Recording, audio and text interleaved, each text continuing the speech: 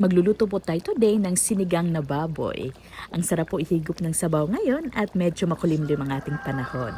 1 kilo po na karne ang ating lulutuin at kasama na po dyan ang buto-buto para mas lalo pong malasa. At ang ating pong mga ricado ay okra. Medyo maitim lang po ang balat ng ating okra pero fresh na fresh po yan.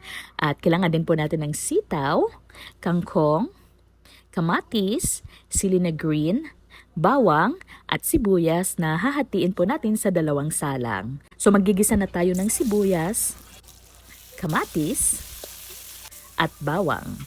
Yan. At gigisahin na rin po natin ang ating karne. Mas mainam po nagigisahin muna ang karne bago lalagyan ng sabaw para lumabas po talaga ang masarap na lasa nito. At pangtanggalan sa din po ng karne.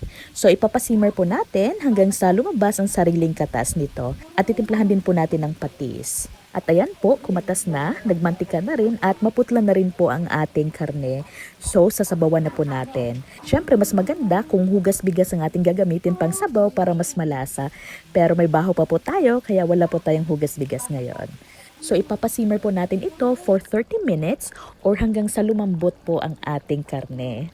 At kung bago lang po kayo sa channel namin, pag-click po ng subscribe button at pakipindot na rin po ng notification bell para updated po kayo agad kung meron po kaming mga bagong uploads ng mga masasarap na niluluto namin.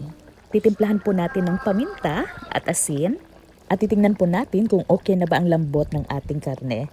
At ayan po, perfect na po ang lambot.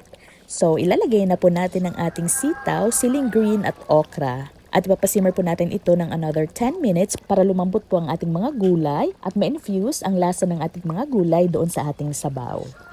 At ngayon po ay lalagyan na po natin ng sinigang mix. 1 sachet lang po ito ng sampalok mix, pero pwede nyo pong dagdagan or bawasan, depende po sa intensity ng asim na gusto nyo. Okay, so halu-haluin po natin ito ng mabuti para humalo ang asim doon sa ating sabaw. At ilagay na po natin ang ating natirang sibuyas. Yan. At ang pinakahuli po ay ang ating kangkong.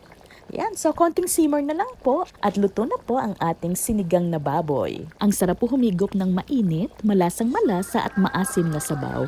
Kaya ilabas na po natin ang ating bahaw at simulan na po nating humigop. So ayan po, kain na po tayo. Mga unata!